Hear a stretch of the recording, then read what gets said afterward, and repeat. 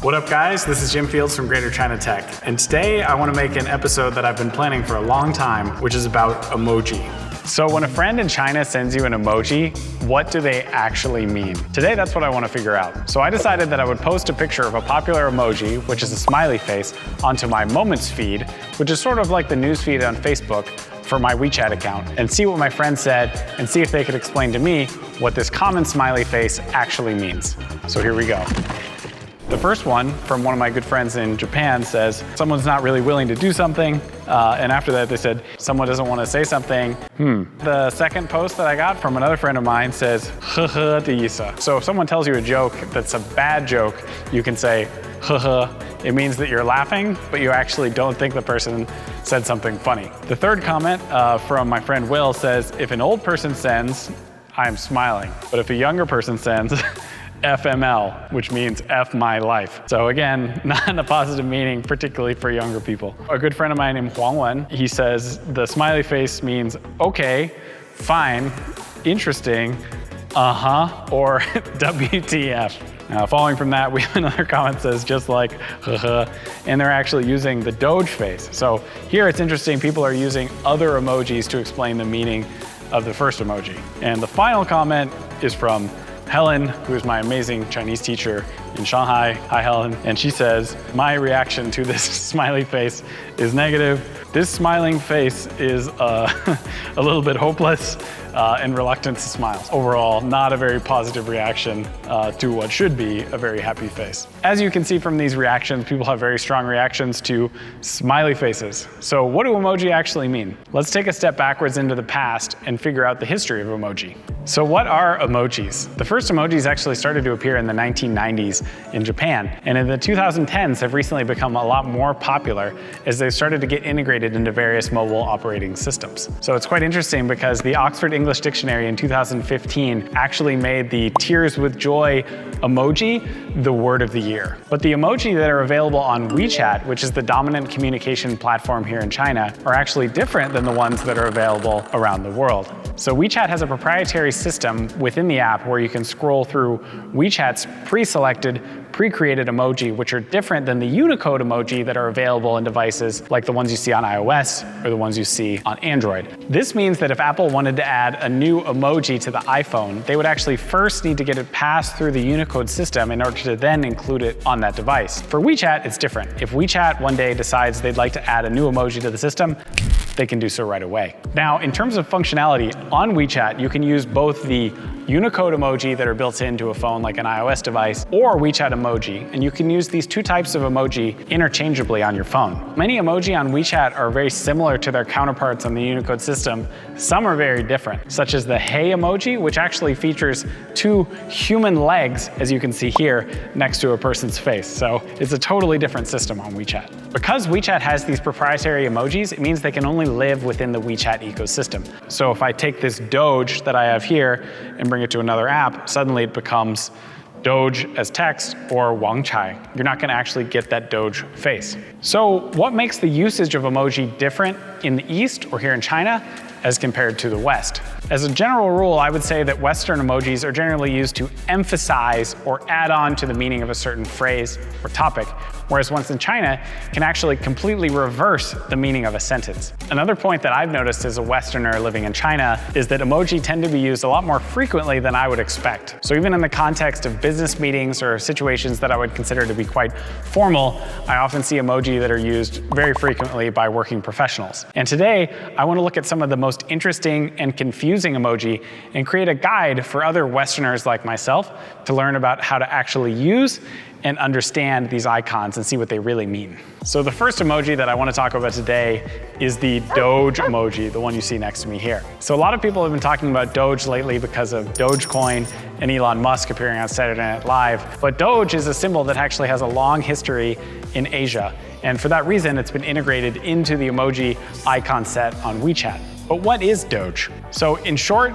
doge is a way to indicate that you're being sarcastic to a friend. So if I send a message to someone and say, the weather is so beautiful in the midst of a rainy day, doge would be very appropriate because it's not actually a lovely day to be outside. So if you ever get a message from a friend in China and the doge icon is at the end of the sentence, you should probably be very cautious about assuming what they've just written is how they actually feel. Personally, I think another interpretation of the doge emoji is when you're doing something that someone else might not like very much, but you're doing it anyway. So I've often used the doge emoji in situations where I'm breaking a rule, I'm doing something I know I'm not supposed to.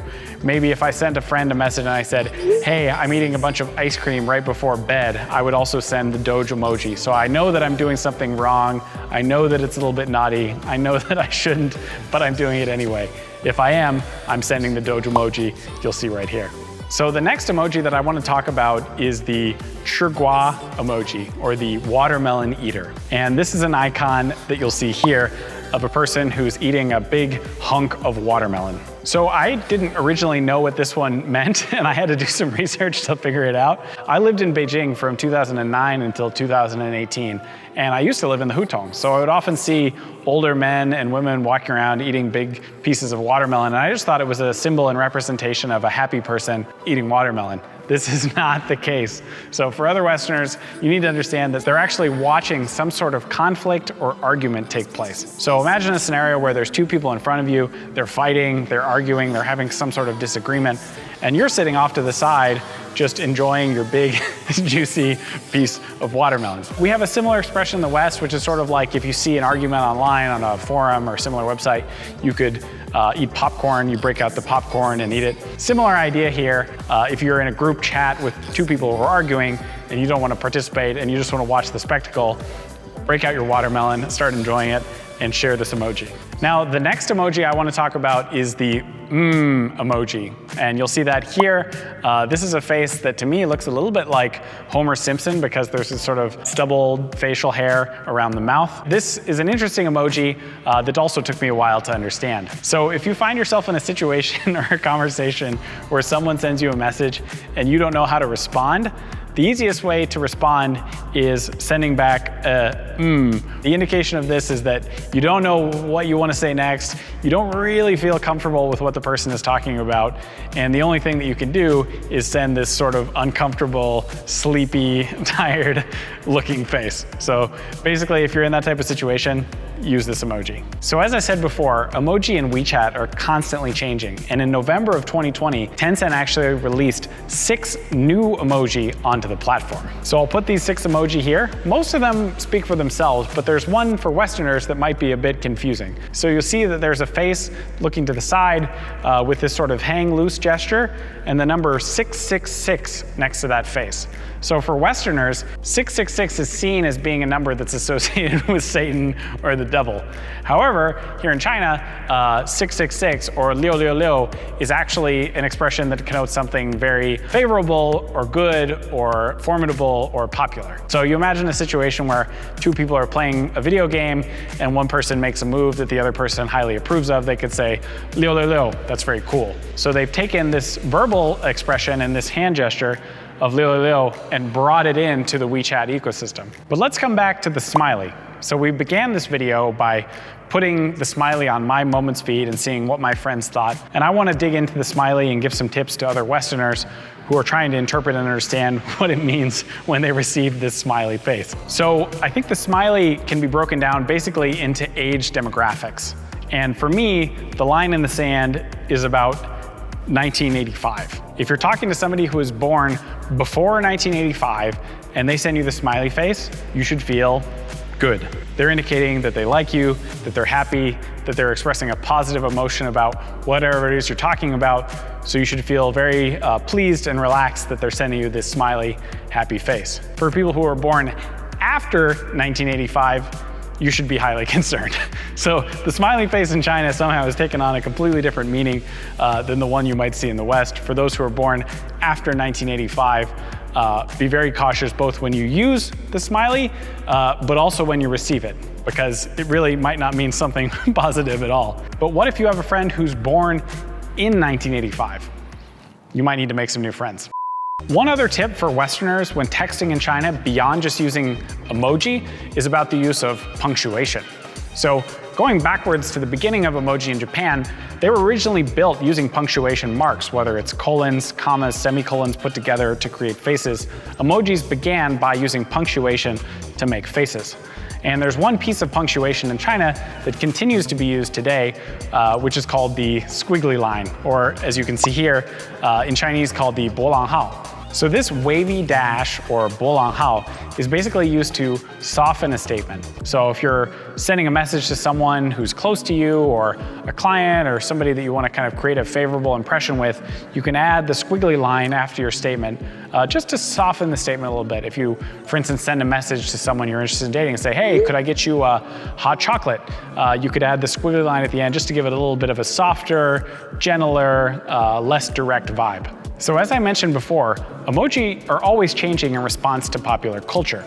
And recently, in March of 2021, WeChat again updated the emoji set with some brand new icons. So there were 6 changes to the emoji set that happened, and there's 3 that I really want to talk about today. Overall, I would say they're trying to find ways to make the emoji set a little bit more friendly and a little bit less scary. And the first change they made, this is the old icon and this is the new icon you'll see here, was to remove the cigar from the face of the soldier icon. So China has been doing a major initiative to reduce the amount of people who are smoking in the country, and for that reason they decided to remove the cigar from the person's mouth, and as you'll see, create this new emoji icon where there's a soldier who's no longer smoking a cigar. So good work. The second change, also in line with making things a little bit less scary and violent, was starting with this older icon, which you'll see here, which is a bloody machete, into this new icon, which is just a nice, clean, tai-dao knife. It's still a little bit scary from someone if you receive a knife emoji, but it's certainly not as scary as one where there's blood or something that looks like blood, as in the previous icon. And the third change that was made in March that I think is quite funny was from this icon. So the previous icon you'll see here is one of a person who's getting hit in the head with a hammer, and now it's been changed to a frying pan that actually has a boiling or cooking egg directly in the center. And I actually think getting hit in the head with a heated frying pan would actually have a much worse result than being hit with a hammer. So I'd argue that this is a little bit more violent of an emoji, but you get the picture. It's something that's more cartoonish and funny, as opposed to something that might actually be a little bit dangerous. So again, here in March, emoji have already changed once this year. I'm very interested to see what future changes might happen with emoji during the rest of 2021. So you guys might wonder why Greater China Tech is doing an episode about emoji, but again, we're always trying to find ways to interpret the ways people use technology and how technology can change human lives. Because we spend so much time now interacting with digital devices, we need to find ways to communicate our personhood, our personality, and our emotions to people who we're communicating with. And we think emoji are a very powerful, but also impactful way to do so. So for fans of our channel, we're curious to know, number 1, what's your favorite emoji? You can let us know in the comments below. And what emoji would you like to add to the WeChat system? Are there emotions, ideas, and thoughts you have about different emojis you would like to add? If so, definitely let us know below. We'll see if we can get in touch with our friends at Tencent and get some new emojis added to the system. So that's all for this week. This is Jim Fields from Greater China Tech. Thank you for watching, and see you next time. Peace.